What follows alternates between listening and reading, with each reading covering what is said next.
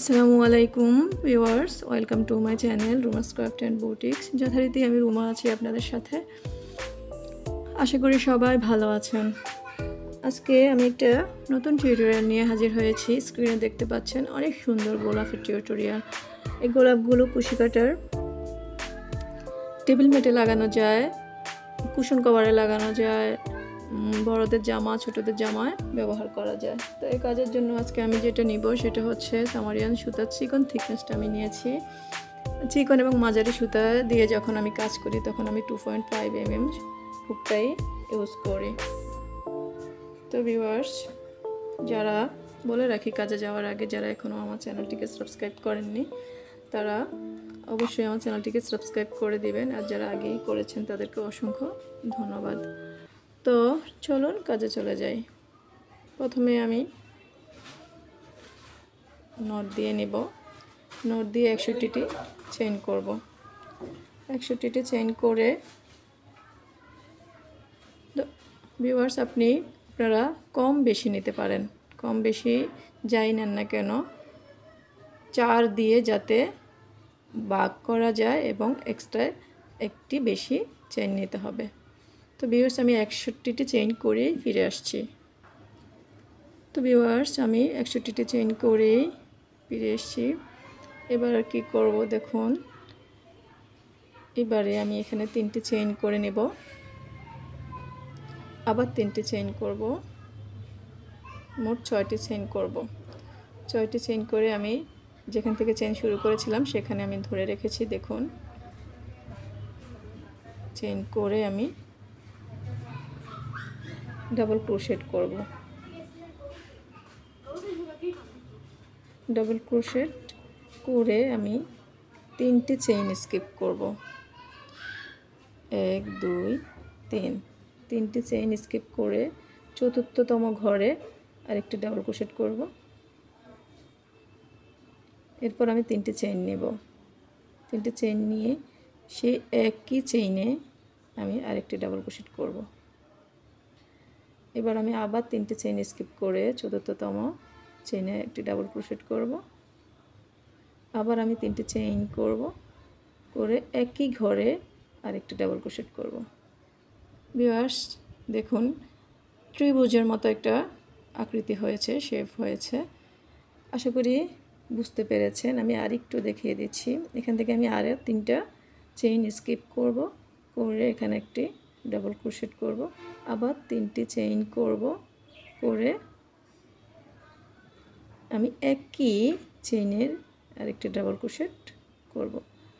দেখুন এভাবে। তো আমি পুরোটা করে ফিরে আসছি। দেখুন ভিউয়ার্স আমি পুরোটা করে ফিরে এসেছি। এবার যেটা করতে হবে, এবার আমি এটাকে ঘুরিয়ে নেব। এভাবে ঘুরিয়ে নেব। ঘুরিয়ে আমি এই যে চেইনের ঘরটা, এই ঘরে প্রথম ঘরে আমি ডাবল ক্রোশেট করা শুরু করব। এক একটি ঘরে আমি 8টি করে ডাবল ক্রোশেট করব। এক একটি ঘরে 8টি করে ডাবল ক্রোশেট করব। 1 2 3 4 5 6 7 8। 8টি ডাবল ক্রোশেট হয়ে গেলে এই যে ত্রিভুজ আকৃতির যে জায়গাটা, এই জায়গার মধ্যে সিঙ্গেল কুশি দিয়ে আটকে দেব। দেখুন আমার গোলাপের পাপড়ি হয়ে গিয়েছে। এবার আমি আবার পরের ঘর থেকে আমি 8টি ডাবল ক্রোশেট করা শুরু করব।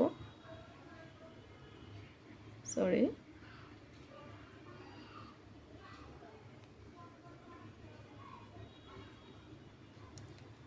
এক 2 3 4 5 6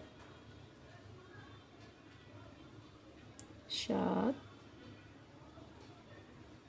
8 8টি ডাবল ক্রোশেট করে আমি পরের ত্রিভুজ আকৃতির ঘরটিতে আটকে দেব সিঙ্গেল কুশি দিয়ে। এর পরের ঘরে আমি আবার 8টি ডাবল ক্রোশেট করব।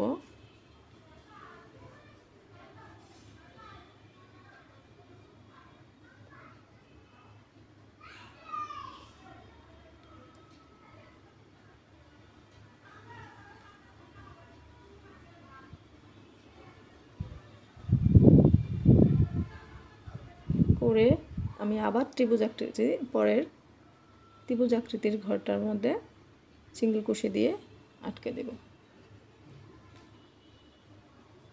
দেখুন আমার গোলাপের পাপড়িগুলো এরকম করে একটা একটা করে হয়ে যাচ্ছে। আমি আবার পরের ঘরে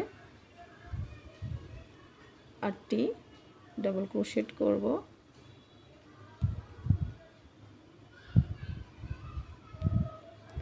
প্রিয় দর্শক, আপনারা যে কোনো সুতা দিয়ে এই গোলাপ বানানোর কাজটি করতে পারেন। নয়তা সুতা করতে পারেন, সামারিয়ান সুতায় করতে পারেন, উল দিয়ে করতে পারেন। তবে উল দিয়ে করলে সাইজটা বড় হবে, সাইজটা অনেকটাই বড় হবে। সেই জন্য কোন কাজের জন্য ব্যবহার করবেন সেই অনুযায়ী সুতা নিতে হবে এবং হুক নিতে হবে। কোন সুতায় কীরকম হুক ব্যবহার করতে হয় বা কী কাজের জন্য কীরকম হুক ব্যবহার করা হয়, এটার একটা টিউটোরিয়াল আমি তৈরি করব পরবর্তী ভিডিওতে। দেখুন, তো আমি পুরোটা করে ফিরে আসছি।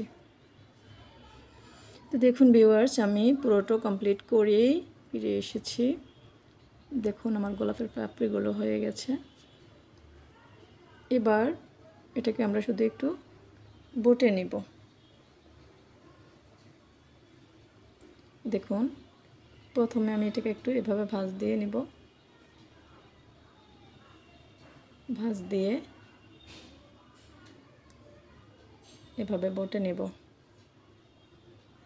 দেখুন,